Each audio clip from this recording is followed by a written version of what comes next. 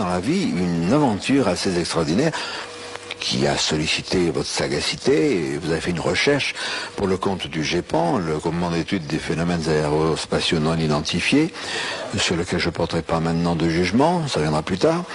Un contrat a été passé entre vous et cet organisme.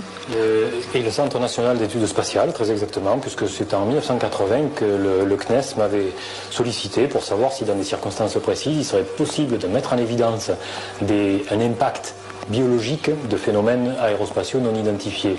Alors je leur avais répondu que dans certaines conditions, ça pouvait effectivement être possible, et donc nous avions passé un contrat entre le CNES et le ministère de l'Agriculture pour le cas où. Une semaine après la signature de ce contrat, un habitant de Trans-en-Provence voit un engin se poser dans son jardin qui laisse une sorte d'empreinte photographique dans le sol. Le professeur Bougnas est alors chargé d'analyser les plantes prélevées autour de la trace.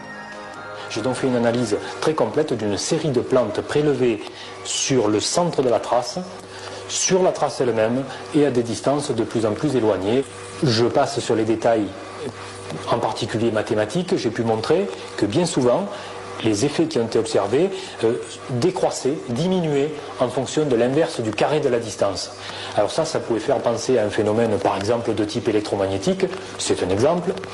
J'ai essayé de comparer ces effets produits à ceux de produits toxiques, de produits chimiques, de la chaleur, de sources physiques différentes, etc. Je n'ai rien trouvé qui puisse expliquer complètement les phénomènes observés, qui présentait en plus une autre particularité. Dans ces plantes, le métabolisme fonctionnait un peu à l'envers, comme si en mettant en première, vous appuyez l'accélérateur, vous partez en marche arrière. Hein.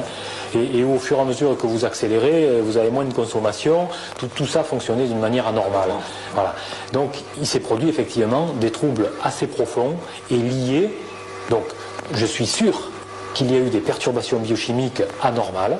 C'est de la toxicologie, hein, pure et simple. Ceci étant, dans la limite de ce qu'on peut affirmer au terme d'une recherche scientifique, eh bien, je ne vois pas quoi d'autre que ce qui a été décrit par M. Nicolai aurait pu produire ces effets-là.